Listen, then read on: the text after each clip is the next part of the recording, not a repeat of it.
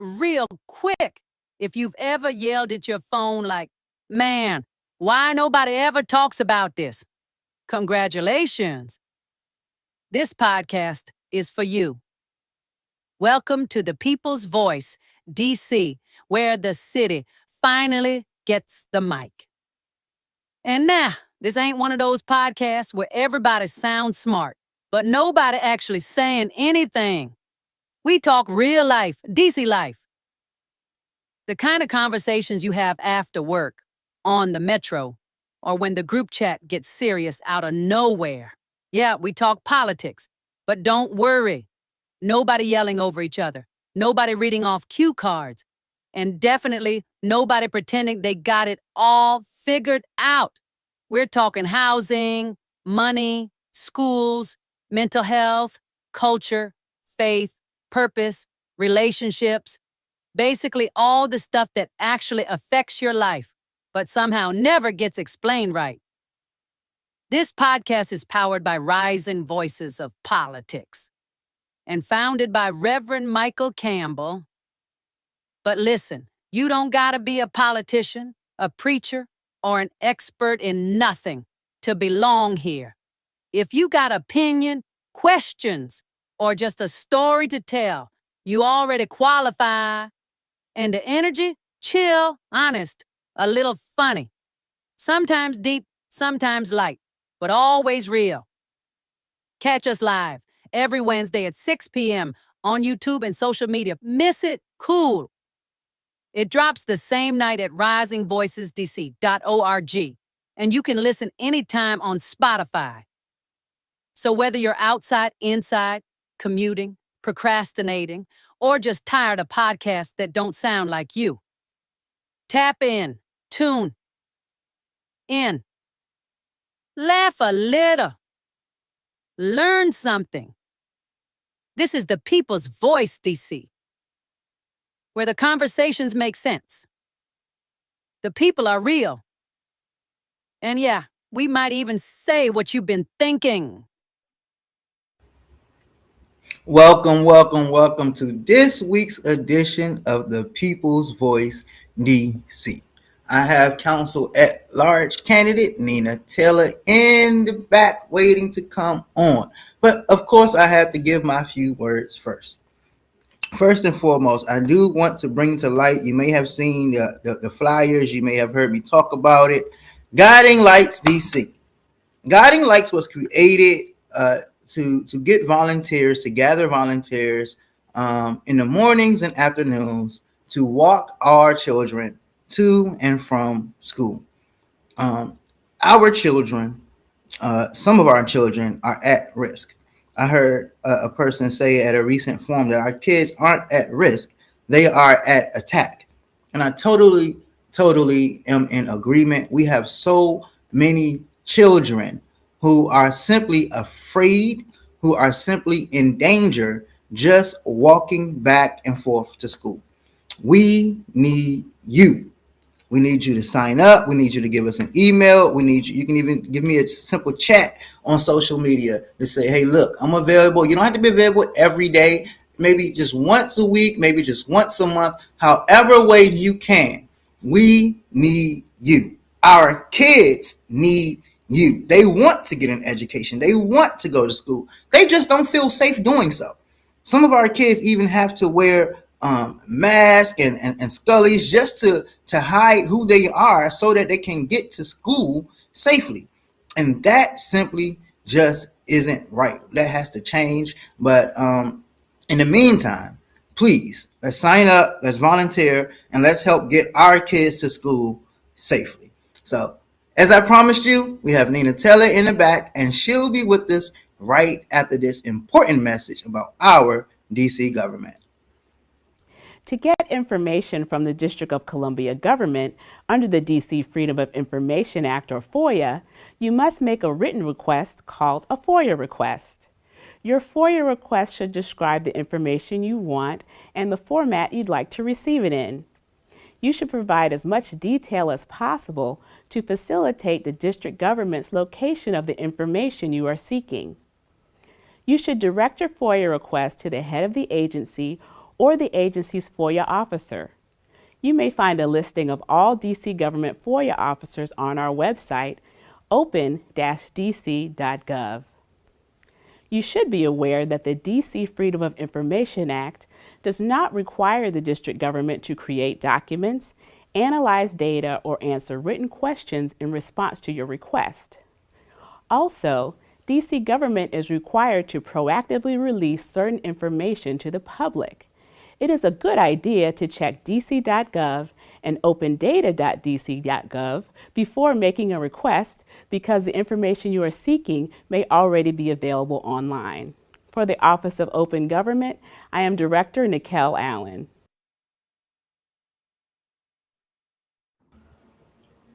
Welcome, welcome. How are you doing, Madam Taylor? Pastor Mike, it is wonderful to be here with you. Thanks for having me on. It is. So I have news for you. This is the first time ever, and I just was reminded of this by one of my volunteer members, that we have actually had an independent candidate on our platform. So I'm excited. I just realized, I'm like, wow, we got to get a little bit more diverse here. Like, we have never had an independent candidate. And so, I'm definitely excited about this. There's a rumor that DC just doesn't like independents, and we are only for Democrats. There was a great ranked choice voting initiative that we actually passed, but that didn't fully get implemented. Some of it did, but we know that there was a huge portion of it that was for specifically our independent voters like yourself. That's right. So, it is important that we start hearing from our independents in the city. So how are you? Tell us about you. Tell us what motivated you to say, hey, look, you know what? I'm going to run for this government seat, our District of Columbia Council at Large seat. And what actually caused you to be an independent? Yeah, so I'm going to start by saying something you won't ever hear me say again, but I got in this race because of you. Wow. I am asked like 8 times every week for like the last several years, Nina, you should run, you should do something, you should run. And I was watching your interview with Gary, and I was answering all the questions you were asking him. And I think I always needed that little bit of push, but watching that show did teeter me over to like run. And so thank you for this show, this platform, and really asking the tough questions of all the candidates. I really do appreciate it. But the reason I'm in is because I'm ready to just lead and to go about things a little differently and really bring in another strategy, another angle. I am not part of the Wilson Building bubble. I am a national leader. I've been in national nonprofits, both in medical specialty societies, but more recently in policy and in reforms. And I'm a systems person, right? I'm a strategist and a systems person. And there's so many things that work really, really well about DC, but there are other things that in this crossroads that we're in, we need to either innovate or iterate, right? But we can't continue the status quo. And so I have worked as a nonpartisan leader. I'm a big fan of open primaries. And as I was digging into election reform, you kind of see how the system is broken, right? You're seeing that essentially what the framers of the Constitution were thinking about didn't take into consideration the millions and millions of people that might have different ideology, right? Whether you're coming at it from a policy side or moral standpoint, nobody fits in just one of two camps. And there are these rises in kind of the middle lane, whether it's Green Party or Libertarians or Forward Party. Like there are a lot of folks that do not see themselves in either one of the major parties. At the top of this year, Gallup actually had a study where it said 45% of Americans now do not fit in either one of the major party camps. So this most independents that we've ever had, politically independent people that we've ever had in this country. And really it is less about ideology, more about how things should work, right? And so instead of getting stymied in between an issue or two, how do we move things forward, right? And so that's kind of where I jumped in as a nonpartisan leader. I've had to sit at the table and make things work with Republicans. I've had to sit at the table and make things work with Dems. But where I come from is I center the voter. I center the Washingtonian and what they need in order to feel like they are thriving, they have a successful path for their children and their families, and that we tackle the affordability crisis beyond just policy and red tape. Like, it really needs to be tackled. And I hope to be able to bring that perspective as a systems engineer to the DC Council. Sounds good. So let's just dive right into it. You talked about systems that work. You talk about the needs of our citizens and constituents here in DC. And one of the biggest question marks, since I was probably in grade school, is probably our water. Like, can we drink it? Can we not drink it? What's going on with this tap water that we have in the city? And so I'm going to play this little clip, and then I want your immediate response right afterwards. Sure.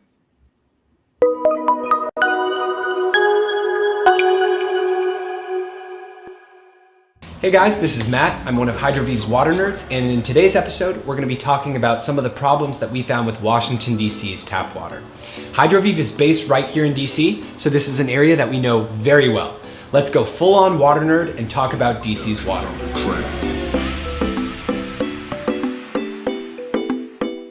D.C.'s raw tap water is drawn from the Potomac River and then treated.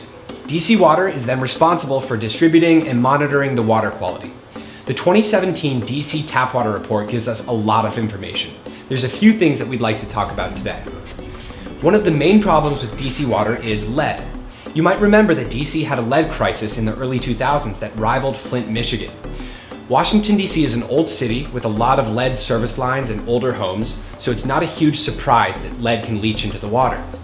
DC Water recently sampled for lead and found that the 90th percentile concentration was 3 parts per billion. 2 samples came back at over 15 parts per billion. If you live in DC, we recommend you check the link in the description and take a look at this map to see if your home has a lead service line, because older homes are most susceptible. You can also contact DC Water for a free lead test kit. We'd also like to talk about chromium-6. The Erin Brockovich chemical was left out of the report entirely because it is not currently regulated by the EPA, despite being a carcinogen. The data show DC's chromium-6 levels are roughly 4 to 5 times higher than what the state of California's toxicologists have determined to have a negligible impact on cancer risk. Finally, the 2017 report showed several herbicides are present in DC's water. While they weren't found at toxic levels, atrazine, dalapan, and simazine were all detected. It shouldn't be a huge surprise seeing that we draw our water from near the end of a river, so there is an opportunity for agricultural runoff to enter the water supply. Washington, D.C. is HydroViv's backyard, and the filters that we sell here in D.C. are actually optimized for D.C.'s water. HydroViv is the only water filter that uses this approach. All the other guys mass-produce one-size-fits-all systems. You can learn more about our water filters by clicking on our website below, and also make sure to hit the subscribe button so that you can learn more about ways to fix your home's water quality and to get water quality alerts. Until next time, Water Nerd out. Shout out to our water nerd in DC. And listen, my man was representing the Washington Nationals. I am excited. The season is coming up. I can't wait to get tickets. I want you to hear this, Council Member Felder, my council member that's always giving away tickets, but I never get selected. I want to get tickets to the Nationals game. So, I understand that. Water. I'm sorry, what you said? So, what are your thoughts on our water? We know that there was just a sewage leakage in our Potomac River that's been made a big deal of. Who should pay for it? What's going on with it? Yeah. But even before that, like it's just been at one point, we were comparable to Flint, Michigan. So what are your thoughts and what would you do as a council at large to help fix the issues? Yeah, I think that the rollout of the replacement of the pipes definitely could have been systemized in a different way, and really communicated with folks like what it would take to, maybe even dig up their front yards. And I know that they had people kind of come around asking about, replacing pipes, but that really needed more education before, going door to door. And then I do think that DC, I know that there's a current push to establish like a secondary drinking water source. That's something that I would want to learn a little bit more about and would support. I don't think that in a situation where we had just in the Potomac, that not having a secondary or a backup source is something that we should not consider. Like, we definitely need a second source. And then I do think that there have been some groups that have been able to provide families with like filtered water pitchers, right? And so making that kind of a staple, especially in the wards that might not have all their pipes replaced yet, but giving them everything to make sure that their families are healthy. I think that they do need to do a little bit more just when it comes to the utilities as a whole, and definitely the drinking water being one of them. So speaking of utilities, I just want to get to what you were saying about a government that actually works for the constituents of DC. And there are a couple of things I wanted to highlight on, and I'm going to start with the very first bullet that is on the screen. We will set a strict timer on unemployment claims. That is huge for me as someone who is an educator. A lot of times in the summertime, I have to apply for unemployment. And it usually takes like a month. And so I'm like catching up for a month. And by the time I get ready to go to work, it's like that first actual check is really to like catch up, and it's just a mess. And so like that's a huge issue. So how would you go about doing that? Yeah, I wanted this to be the first thing that I tackled because I actually have experienced this. I was working for a startup out of New York that essentially ripped the entire department and went from not ever thinking about unemployment claims to actually having to go through this process in DC. And it took me 3 months to get an unemployment check. It took me months to get SNAP benefits, and something that I had already paid into, and the organization that I was with had already paid for it. It still took months to get there. And I just remember the worry and kind of all of the drama that surrounded that. And then when I was thinking about my policies, it is like times 10 now because there are so many people in the district that are currently unemployed, right? And so back when they didn't necessarily have like a bandwidth issue, they do now. I ended up having to go into the office rather than doing anything online because the system would time out. I learned that the systems don't talk to each other. It's very antiquated. And when you are left with delays, that to me starts to creep into equity, right? Like if I'm not able to pay things on time, if it's starting to impact my credit, and a lot of this is being done without thinking about the end user, without thinking about what that person is going through. And so they just need a system upgrade. That's kind of what I learned while I was sitting in there because I was asking questions while trying to figure out like, when am I going to get this? And so I want to tackle efficiency. I want to integrate systems so that they talk to each other, build out dashboards for transparencies, and hold folks accountable when they aren't delivering. Yes. And here's a good word: real teeth in oversight. Implementing automatic triggers for agency audits and leadership reviews when performance targets are consistently missed. Let me emphasize consistently. Consistently missed. That's a huge problem. It's no secret that our council, and I feel like we went through this the last couple of elections, talking about the lack of oversight from our council over these agencies. How are you going to fix this? It seems like everyone is running and they're talking about how they will perform this oversight, how they will do this oversight, and they get elected and then there's no oversight, and so, I've even made calls to people and it's like, yeah, we'll get back with you. And if I'm not like, somebody's mother just constantly harassing and calling and emailing, then I don't even get a response or get the effort, should I say, Yeah. that it deserves. So how will you do this? Yeah, I've only made data-driven decisions, right? And so in order to have data-driven decisions, that means you have to audit, you have to evaluate, right? Like sometimes you might have to have qualitative conversations and quantitative conversations. Taking a deeper look at contracts, right? If there's somebody that is getting the same contract year over year, but they don't have any outcomes metrics into like how they're spending the money or the caliber of the buildings that are being built, like all that data feeds into conversations for oversight.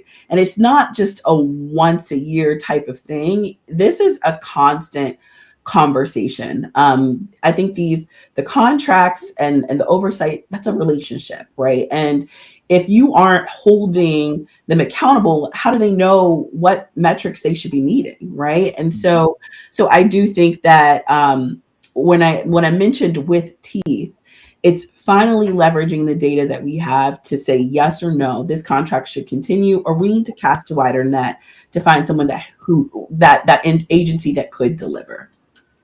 So basically, are you saying that our council isn't data driven enough?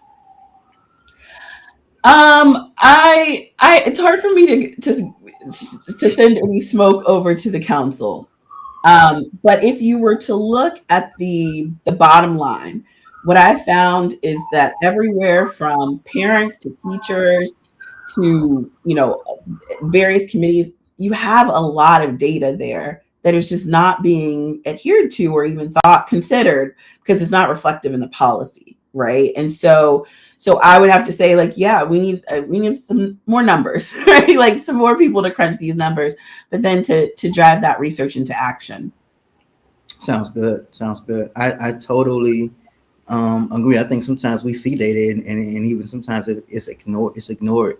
Yeah. So I'm excited. I some very good responses. So that kind of carries us over right into our talk on the economy. And there are a few things that you talked about. Not a few. There are a lot of things that you talked about that is mentioned on your website when it comes to the economy. But I did want you to expand. I think we might spend probably more time on this than the other subjects, because I just want you to expand on some things that the average voter may not know about, starting with the Supermarket Tax Exemption Act that offers deeper, more aggressive incentives for full service grocers that commit to Ward 7 and 8. Now, I'm a Ward 7 resident, and I moved over to Ward 7. I grew up in Potomac Gardens in Ward 6, moved over there to Ward 1 for a few years, and here I am in Ward 7. Yeah. And I got to tell you, it's a huge difference. Huge difference. I love my ward, but I am so used to being able to walk to 2 or 3 grocery stores.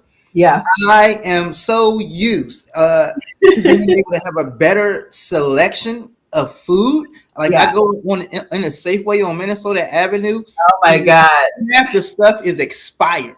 Yeah. And so like, I think I told you previously before the show, like I'm at a point now where I have to I'm literally at a point where I just order everything, because the grocery stores that's nearby, it just to me aren't worth going to. So explain more about this Supermarket Tax Exemption Act for people who don't know. Yeah, so I moved from the waterfront to Deanwood, and it is a huge difference. I still pay the same amount in taxes, right? I'm still as active as ever in my community, but it's a huge difference. And to me, I just saw a disparity. As a data person, I went on the USDA's site on what classifies as a food desert, right? So it's proximity, so X amount of miles per urban center, the caliber of food that you're able to receive from the grocer. And not only is Ward 7 considered a food desert, we represent a third of the food deserts in Washington, D.C., right? Mm. And so there's a bunch of reasons that I have heard, sitting in ANC meetings on like why there aren't grocers that are kind of coming in. And one thing they point to is not having enough medium density housing, right? Not having enough people to come through to the grocery store, but that still disenfranchises everyone else that's here. And so my take on this is to make sure that there is like tax exemptions that would attract medium to large grocers to come into our community and supply us with great food, right? You have areas in this city where they've got 3 grocery stores on one block. And, here we are, where about 85,000 residents don't have that, right? And so you have to provide tax exemptions and help bring, attract the grocers to the community. Yeah, makes sense. Another part of your economy plan I was looking at, let's skip over to protecting local roots. Yeah. It says growth should not mean displacement. Growth should not mean displacement. We commit to supporting legacy resident protections, incentivizing developers to include space for long-time local vendors, and ensuring that new projects provide tangible benefits like community centers and job training for both new neighbors and those who have lived here for generations. That is huge. Yeah. We have local people with dreams and ambitions of just, they have the tools. The tools are right here. I was just talking to someone who is a DC legend, in my opinion, Kokomo. Mm-hmm. And Kokomo has been trying to start up. He has an electrician license. He has a facility to train people. He has the tools to get it done. But he can't get any help from the government. There are too many obstacles in place to just simply start training up our youth, and also for them to be able to have a hub or a site so you can come to and say, hey, look, I need this type of work done. I need this type of work done. And he has a brilliant plan, but he just can't get any help. So I'm definitely excited to see that is on your radar, and just expand on that a little bit more. Yeah, and so to start at the beginning, I went away to school. I went to the school in Pittsburgh, and when I came back home, I remember telling my dad, "Oh my God, the city's so different now."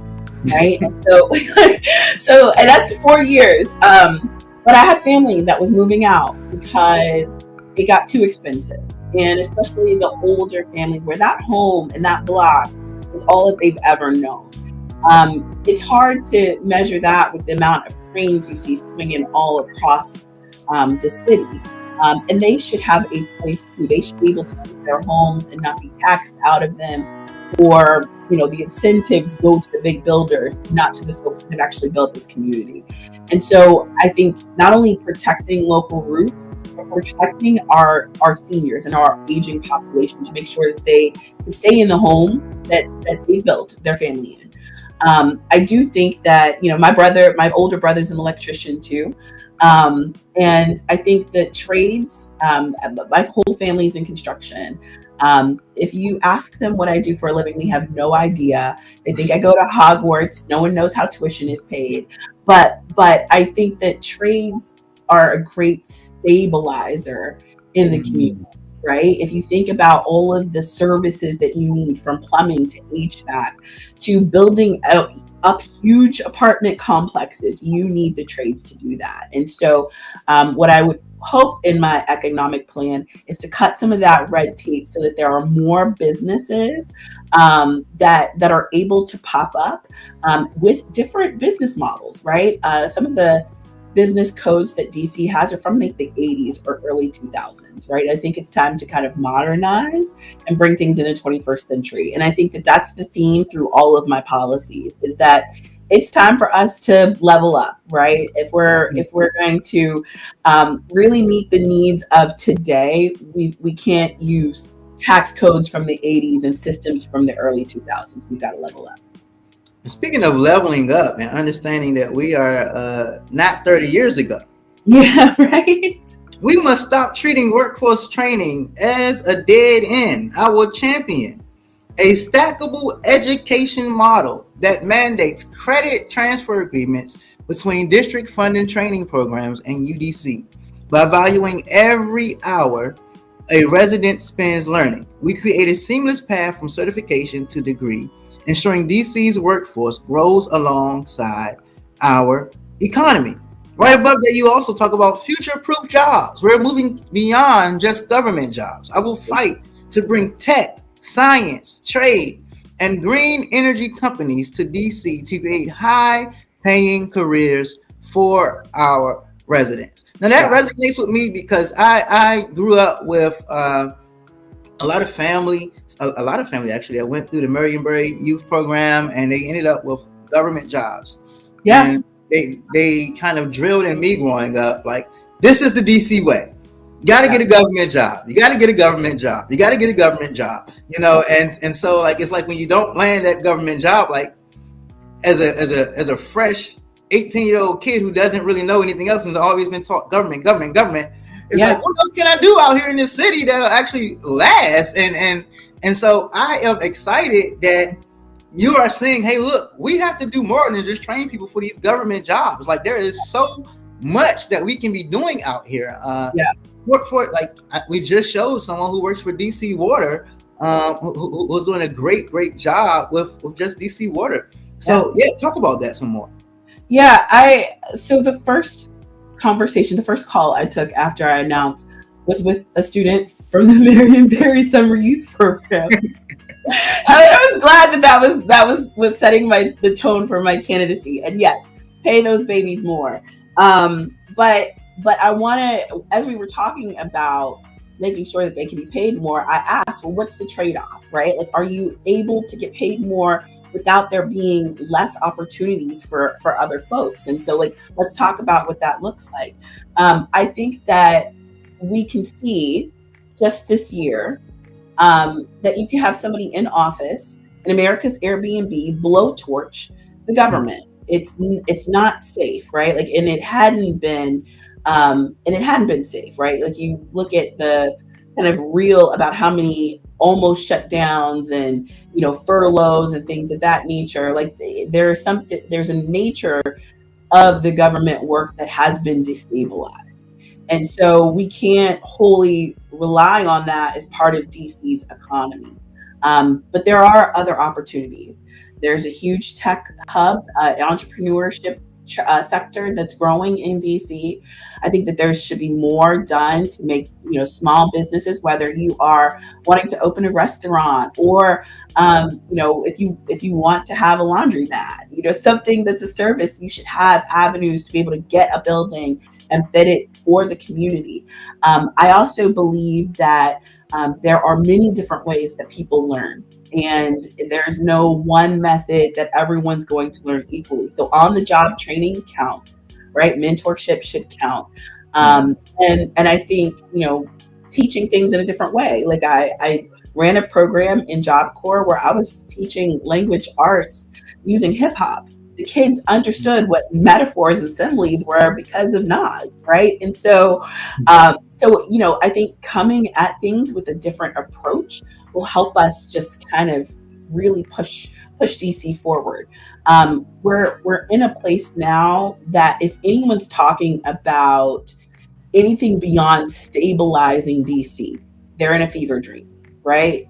Whoever is sitting in these seats after, you know, June and November has to focus on stabilizing DC, stabilizing the economy, stabilizing housing, stabilizing education. If they're not talking about that, they're not being serious, right? We're wholly under attack, whether it's Congress playing with our laws and the budget, or if it's, you know, just some mismanaging of contracts. We're in a squeeze and we need to focus on stabilizing.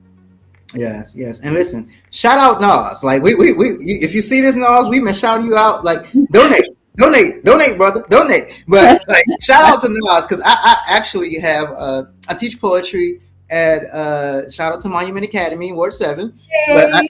I teach poetry, and I've actually been doing the exact same thing, talking about the metaphors and similes, Yeah. using Nas and actually also Kendrick Lamar. So like, shout out to I'm not the only one. Like, shout out to my man Nas. Your lyrics are just what I'm saying, that's my man. Yeah, and they get it right. And they start attaching it to something that they know, which is another way people learn, right? And even when I teach, I tell people what they need to know, I show them what they need to know, and then I let them do it, right? So you get more folks that are kinetic. And so that's how we should go about career training.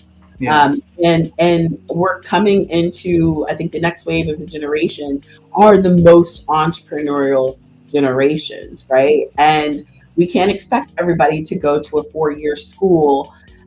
They might be able to get credits and workforce development under their belt and thrive without the debt. And so I think you know what? Or like, if you're in my situation, I'm 100% transparent. When I first left high school, my college was at Everest. I went to Everest. And so the situation that I'm at now is whenever I want to further my education, no college will accept my credits. Right. And so it's like I have to start all over now. How discouraging is that? It's like, oh my gosh, like I'm not gonna lie, like I have been procrastinating going back to school because it's like I don't want to start all over, but I have gone through so many programs and gotten so many certificates. Like, shouldn't these count for something? Yeah. And so like I am thrilled at that plan that you have, because like please implement it. You got my word. I just need the spot. Yes. So listen, you heard it here first. Nina Taylor running for DC Council at Large. I know so many people who have gone online and gotten all of these certifications, gotten all of these credentials, but don't have the degree, and they're trying to figure out how can I put it all together to make it work. These will count as credits towards your college at UDC. I absolutely love it. I also absolutely need it. So yes. Thank you. I mean, it should count. And I think we want to create a world where people commit to being a lifelong learner. And if you keep creating hurdles and barriers to success and through education, how, like, what are we doing, right? And so I do think that having a universal credit transfer and more trade training programs and mentorship is absolutely needed. Yes, exactly. And shout out to our former president, President Joe Biden. For a long time, I was just really depressed and feeling like all of this was for naught. But at least he made me feel a little better by forgiving my college loans. Praise the Lord. So, shout out to the former president for that, at least. Of our economy and different jobs available. Our viewers may not know about what's coming, and I just want to educate you with this short video, and then we'll get right back to it. Big news for Anacostia and the district. A transformative project is on the horizon. DC has announced plans for a world-class wellness resort at Poplar Point, in partnership with global wellness developer Thermi Group. The $500 million, 500,000 square foot facility will be built over 3 years and is projected to draw 2 million visitors annually. The site, located along the Anacostia River, will feature upscale relaxation, over 20 saunas, indoor pools, and even water park-style slides, all open year-round, 16 hours a day. The project is expected to generate 5,000 temporary construction jobs and 700 permanent positions, marking a major economic boost for Anacostia. Local leaders are calling it a game changer. You can experience art, culture, well-being, and enjoy incredible food, all in one place, says Thermi. That's the vision behind Thermi DC, which will transform 15 of the 110 acres at Poplar Point into a vibrant destination. Thermi Group has locations across Europe, but this marks its first US investment. Thermi DC will include an indoor water park with slides for adults and kids, multiple pools and swim-up bars, along with steam rooms and saunas, bringing together recreation and rejuvenation under one roof. Mayor Muriel Bowser, speaking at the city's annual economic development event, called Poplar Point one of our last great waterfront opportunities on the East Coast. But one hurdle remains. The land is still federally owned and won't transfer to the city until a public safety facility and helipad are relocated. Still, city officials estimate the resort will generate $1.5 billion in tax revenue over 2 decades, and say it could reshape the east side of the Anacostia, drive tourism, and support local business. So yeah, that is definitely huge. We're talking about thousands of jobs, and we're talking about hundreds of different jobs other than DC government. I know people who look forward to the spring and summertime because they enjoy being a lifeguard. Mhm. This is something that will open up the door for you to have a job all year round. So, as you said, we still have a few more hurdles, but it's widely believed that we will get to that point, and I'm excited about what's coming to Poplar Point. Yeah, I think that's exciting, but we have to admit that AI video was creepy. That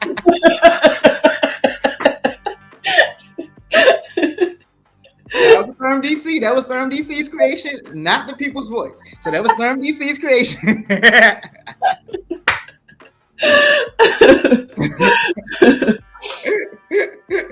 I think you're the first person that I showed that video to that said it was creepy. It needs a little warning. It's triggering. See, this is what you get when you have an independent on the show. Like they're not tied to anything, and they're like, let's figure out what it is, and let's say what it is. Unbought, unbossed. I love it. I love it. I love it. This is a real independent, not somebody who just switched to get the seat. I love it. You know, no shade, no shade, no shade, no shade. But this is a true independent. The first one. So I'm excited. I'm excited. I'm excited. So let's just go right into housing, which is a huge, huge issue in our city. First off, is the lower rent for car-free living. Listen, I do not drive. I do not own a car. I, as everyone might know, because I make such a fuss about it, I'm probably one of the few east of the river who literally raises hell about bike lanes in the need for them. I am a biker, an avid biker. And so I don't feel like it's fair that my parking spot is included in my rent. I don't need it. I don't want it. And I shouldn't have to pay for it. How much would it save you if it was unbundled? How much is your parking spot? What is 50 times 12? Are you serious? Yes. That's $50 a month. 50 a month. So $600 a year. Yep. Okay. I would take it. I definitely will take it. Yeah, when I was in the waterfront, it was about $200 and some a month, and it would just tick up. Like I was there for 7 years, it just would continuously tick up, and so beyond that, it should be unbundled. But then there are buildings that, because of zoning laws, they have to account for garage parking, and so those little numbers start to creep into how much you pay for rent. And so, yes, unbundle the parking, but then investigate those kind of parking zoning laws to unbundle that cost that the builder is pushing over to you. Yeah, and I might add that specifically in that particular part of town, there are people who find interesting ways to make their parking spot make money. Yeah, for sure. Yeah. I mean, you gotta hustle. Yeah, everything is hot. Everything is hot. Do what you need to do. Unfortunately, I'm over in Marshall Heights where I can't make it, make money. Well, at least until 2030, maybe when when the football stadium arrives. Oh, for sure. You got to come up. I would be like, Pastor Mac, why are you on SeatGeek? Yeah, because I have a parking spot that I don't need. Yeah. Well, let's get back into housing a little bit more. We're talking about a legacy tax credit. If you lived in your home for 20 plus years, you shouldn't be priced out of it by rising taxes. Yeah. You are proposing a special tax credit to freeze those costs for long time neighbors. Yeah. That's something that's been talked about for quite some time.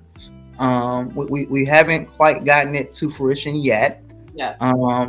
How will you go about getting that in to come to pass?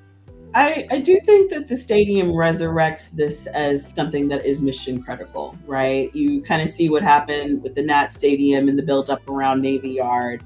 I think it gives some more teeth. Yes, we're excited that the stadium is coming towards 7. However, if you look at the demographics of this community, we do have quite a few seniors that could be potentially priced out of their home because of the rising taxes that we need to protect them.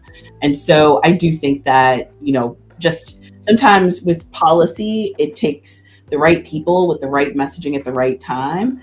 And I do think that we're coming into the right time. Now it's just about getting the right calibration of people.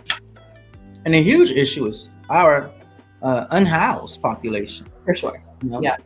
I was there. I have to admit, I was there. I can remember actually getting off work, actually getting out of school at Everest at times, and riding the train, honestly, to Reagan Airport, sleeping there overnight, going into the family restroom where I can lock the door, shave a little bit, wash up, change my clothes, and get back on the train and head back to DC for work and everything. Yeah. It's not a pleasurable feeling. No. And some people say, well, why didn't you just go to a shelter? Newsflash, the shelters are worse. Yeah. Let's just be honest. The shelters are worse. At least they were for me. It was unsafe. I had to literally sleep with my book bag under my head. Yeah. Because I'm thinking someone is going to steal something from me. And then you have people there who weren't being properly treated for their mental illnesses.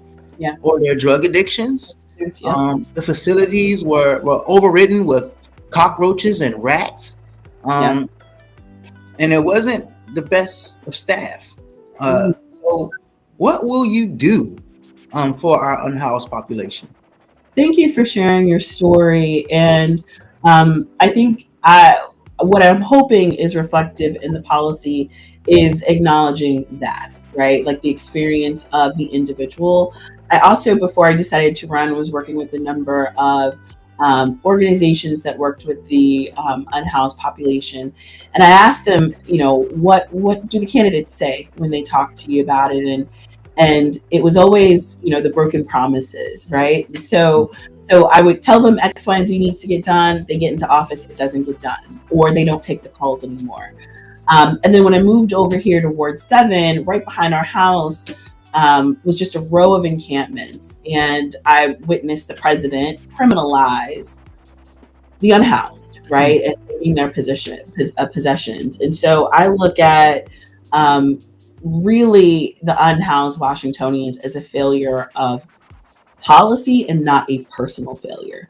And so I would, of course, advocate for additional housing vouchers, leveraging some of the space, the empty spaces, the federal buildings in DC, for more facilities, better facilities, supporting those organizations like Smile for youth that are part of the LGBTQ plus community to have homes and mentorship. I think that there's a lot of great people that are doing micro work in the community that just needs a better network to work together, right? Being a national leader, I'm able to see other states do complex things really, really well. And everything from the Clean Needles Exchange Program in San Francisco to some of the crisis response units that come out in New York. Like, there are things that we can implement in DC to make sure that there's a pipeline of support Yes. for our unhoused population. The other consideration is that we actually have quite a few veterans Yeah. that are on the streets. And I think that's deplorable for someone that promised themselves to the country, that the country would promise themselves to them. And we want to make sure that they are absolutely taken care of. So yes, housing vouchers, but access to support, whether that's substance use support or finding a job, right? Sometimes it is just as simple as that, making more money. And just making sure that everyone has a dignified pathway to having a stable home. And I'll just add that my name has been on the list, trying to wait for some type of help in voucher. I mean, obviously, I've had to do what I've had to do, and I haven't arrived yet, but I have a little bit of stability when it comes to housing. Yeah. You know, my name's still on the list 20 years later, and I know people who have literally moved into city and have gotten vouchers, and it's not saying that they should be unhoused instead of me, but it's kind of nerve-wracking when you see what's going on in this city. Yeah. And it's like, it's time to start clearing those backlogs, right? And I think one of my major beefs is that you hear nothing for months, if not years on end. I've sent multiple letters to council members, never gotten a response. And so if you just can't come around when it's time to shake hands, kiss babies, and get votes. You gotta do the job, right? Like the full job, and that is the communication with the constituents. I couldn't imagine not meeting metrics in a nonprofit and then want to keep that job. Yes. While we're talking about the subject, listen, if you are unhoused in need of shelter, if you know someone that is unhoused and you know there's snow on the ground, our temperatures sometimes are reaching hypothermia alerts, please don't hesitate to call the DC Shelter Hotline, 1-800-535-7252. When you see someone on the street, if you are on the street, please do not hesitate. If you're someone like I was who just don't want to go to a shelter, listen, there are vans that will come out that will give you blankets, that will give you toiletries that you need, that will give you a hat, gloves, scarves, that will even offer, they even have meals in the van that they can pass out. So please, if you are in need, if you know someone else who's in need, don't hesitate to call the hotline. So we're at a point now where we're approaching the end of our show, but I do want to play one more clip. We didn't get to touch about education, but I want to play one more clip. I'm just going to play a little short part of it, maybe about 2 minutes, and I want your reaction in 1 minute. And here we go. Now a story you're seeing first on WUSA 9. School isn't always easy for our children, but getting there shouldn't be stressful. Some students in our area spend hours every week commuting across town. Kids who live east of the river have the longest commutes. Delia Gonzalez tagged along to get a better look at what education equality really looks like. The day starts around 6 a.m. for 13-year-old Julie Behrens. Around 7, she and Dad leave home in the Hillcrest section of Ward 7 and drive to Union Station. My wife and I are both from DC, and we were kind of thrown on the metro at a young age as well. We look at it as a learning experience. Julie has learned the bus system and the metro system. She's gained a certain amount of independence. JB is an optimist, but he breaks it down. It's not just the drive to school, it's everything about education in DC. That's a bit overwhelming. From deciding where your kids go to grade school, getting in, jockeying for position, all of that is very stressful. About 25 minutes later, Julie steps out at Union Station to begin her leg of the journey, meeting other middle school commuters along the way to Tacoma Park. Then she heads to the bus for the final ride to DC International Public Charter School. All in all, it took Julie just about an hour to get to DCI here in Tacoma Park. That was 3 modes of transportation. Now to begin my long commute back home. My name is Bailey Moore. Bailey Moore is a senior vocal student at Duke Ellington School for the Arts. School here doesn't even dismiss until 5 p.m. It has gotten easier. Bailey has show choir for another hour or so. Tonight, she got off at 7. I'm really tired. Sometimes I go to bed so late that I'm like in class trying not to fall asleep. She's a confident commuter, but says there have been close calls. I went to Easter Market and it was late and I was just waiting for my brother to come, and then I just saw a guy. He was screaming at the top of his lungs, like acting really crazy, and it was really scary because he was like coming this way. Sometimes my parents tell me to wait inside the Starbucks until we get you. I also learned you can't have your headphones on when you're walking. In D.C., kids ride free, but these long commutes could be costing them. It's already. That is an unfortunate truth. Yeah. I know firsthand that struggle of getting home from school, having tons of homework to do, and just saying like, look, I need a nap. Mm-hmm. And sometimes that nap will last you until 4 or 5 in the morning, sometimes the next morning for school.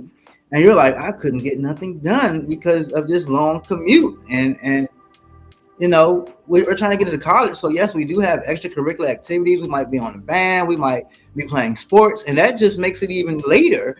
And that's not even to mention what parents have to go through. You're talking about getting home finally at 7 o'clock from school. Then you're talking about eating and trying to take a bath and getting your clothes out, ironing your clothes. Like, it's darn near impossible to expect me as a student to get straight A's under that condition. Yeah. What are your thoughts?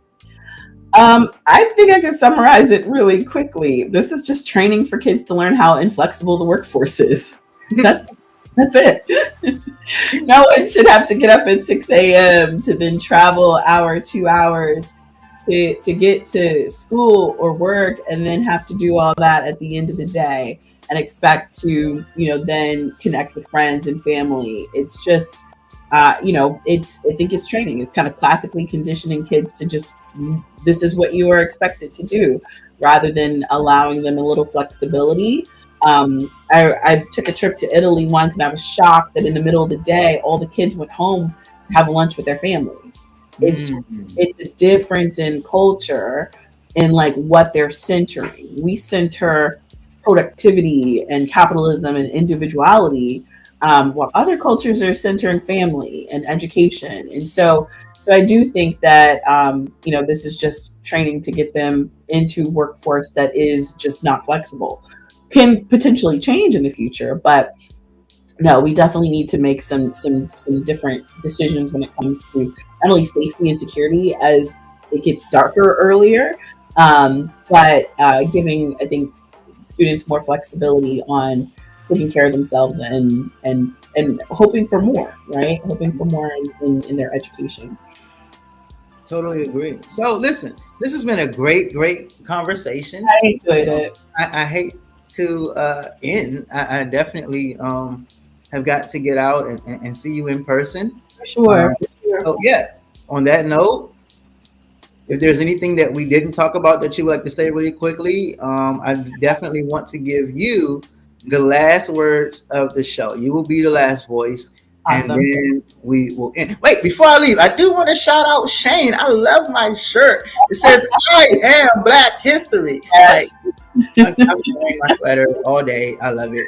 So, yeah, what are your final words? And you will be the last voice. Thank you so much for having me on. I enjoyed our time in the conversation. I encourage folks to check me out at ninataylordc.com. If anything that I said resonated with you, or if you wanted to learn more, I'm looking to grab volunteers to help me get on the ballot. We're trying to collect 4,200 signatures to make sure that I make it on the June ballot. And if you're able to sign it digitally, I have a digital petition on the website as well, right under the events tab. And follow me on social media, Nina Taylor DC, everywhere you do your social, whether it's X or on Instagram or Facebook. And I hope to continue the conversation. What I stand for is pretty simple. And I hope that it resonates with you and that you would join me on this ride. Thank you, Pastor Mike, and all the viewers. It's been a wonderful time.